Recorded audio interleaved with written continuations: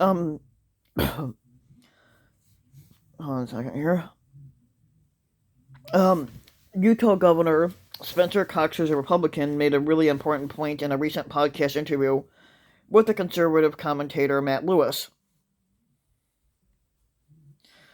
There's more to being a conservative. There's more to being a conservative than just owning the Democrats. Cox told Lewis.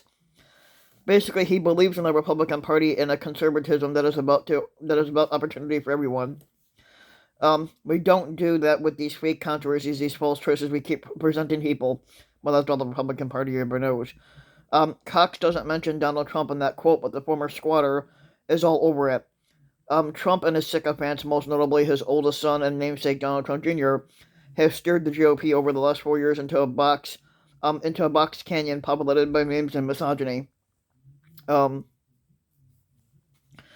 as Cox notes, posting altered videos that make President Joe Biden look old or mock an International Women's Day isn't a policy position, but it's much less a party platform. And there's not much interesting policy work going on on the Republican side right now. It seems that we've just defined ourselves in opposition to whatever it is that the Democrats are doing, and yet, Cox is in the majority here, or sorry, minority, with his party on that view, or at least he's in the minority in his willingness to voice an opinion that runs counter to the cult of Trump that continues to seize the GOP.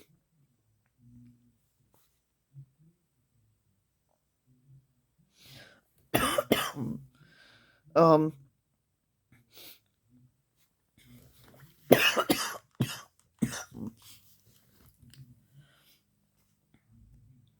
Trump's Trump's 4 years in office, so many establishment Republicans simply walk away from the long-held policy views that were concerned over deficit spending and the broader debt and moral values in their leaders and a free trading penchant.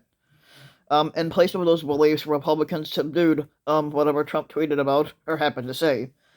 But the only common thread was a desire to freak out the squares to make the elite squirm or something else.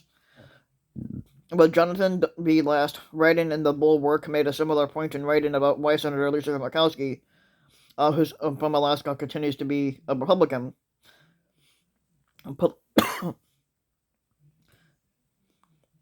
Political parties um,